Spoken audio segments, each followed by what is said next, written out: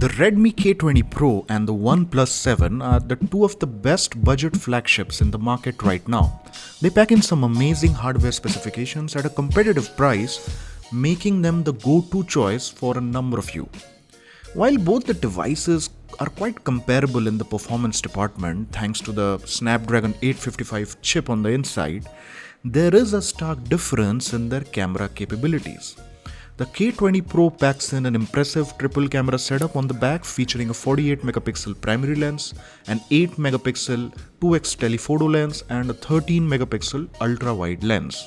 On the other hand, the OnePlus 7 just has a dual camera setup with a 48 megapixel primary sensor and a 5 megapixel depth sensor, making the K20 Pro seem a whole lot better, at least when it comes to specs. Now, up on the front, the K20 Pro packs in a 20 megapixel pop-up selfie camera, while the OnePlus houses a 16 megapixel camera in its teardrop notch. Once again, giving the K20 Pro a slight edge over the competition, at least on paper. But how do these cameras perform in the real world usage? Well, that's exactly what we are here to find out. We took both the phones for a spin outside and took a lot of photos and videos. Let's see how they fare against each other. This is Abhijit from Guiding Tech, and let's get right to it, shall we?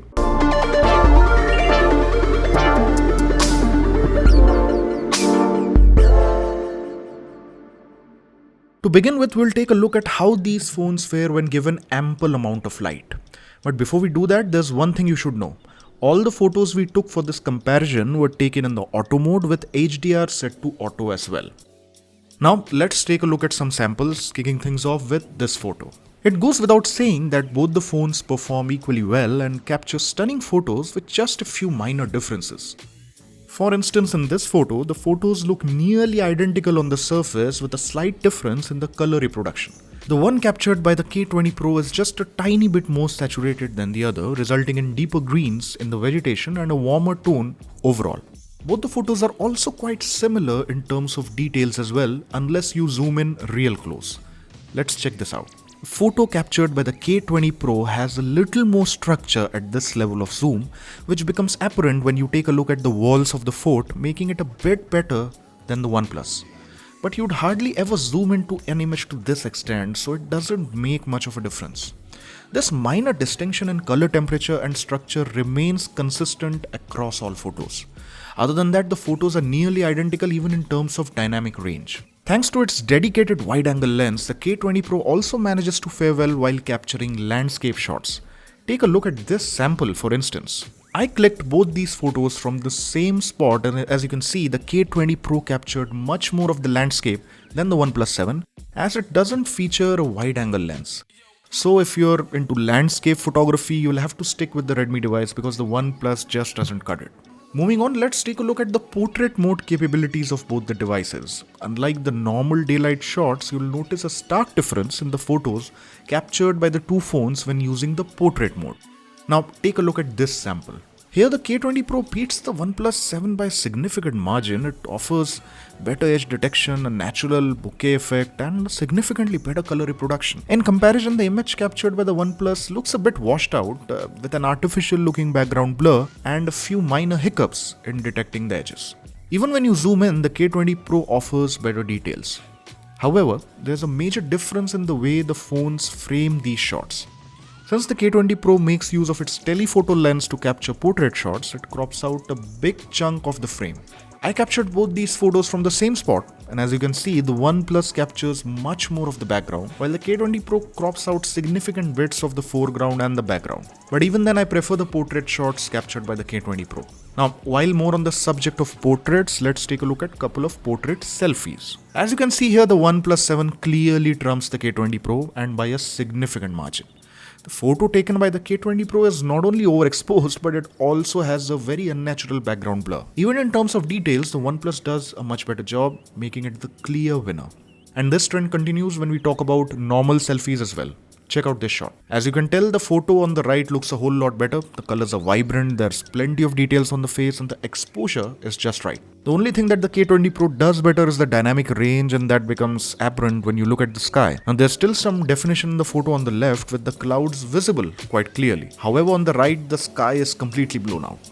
Now let's take a look at some macro shots captured by the two phones. Here as well, the OnePlus device manages to capture a better shot with great color reproduction and plenty of details. In comparison, the macro captured by the K20 Pro looks washed out.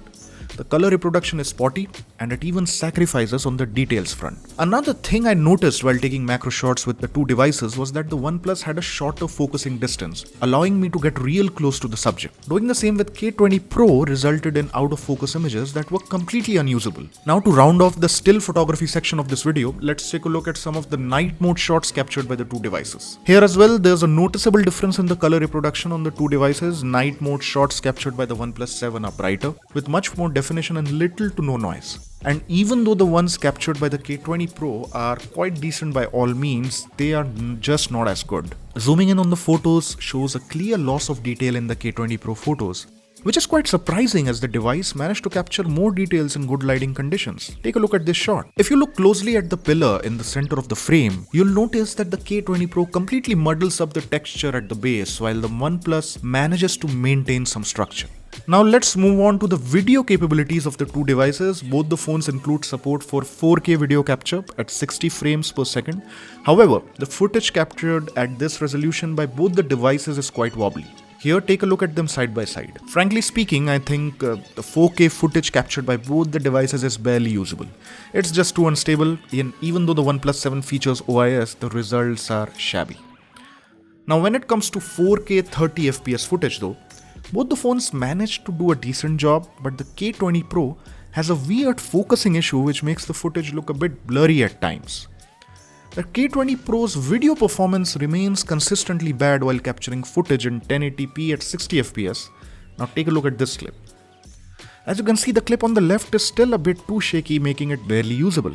If you're hellbent on using either device for video capture, your best bet would be to capture video at 1080p 30fps. As you can tell, these clips look far better than any of the ones we checked out before. In conclusion, the video performance is quite underwhelming for both the devices, and if you're planning on making videos, I'd highly recommend using a stabilized gimbal. Although I'm not quite sure if it'll help improve the footage captured by the K20 Pro by a significant margin. Rounding off the video capabilities, let's check out some slow-mo footage captured by the two devices. In the same lighting conditions, the K20 Pro manages to capture better footage. There are no focusing issues and little to no noise. The OnePlus on the other hand has a hard time focusing on the balloon, which is a bummer. And with that, let's round up the camera showdown and sum up everything we have seen so far. For me, there's no clear winner here because for daylight photos, the K20 Pro takes the cake just because its photos look more vibrant and have more detail. But when it comes to selfies, portrait or otherwise, the K20 Pro just doesn't cut it.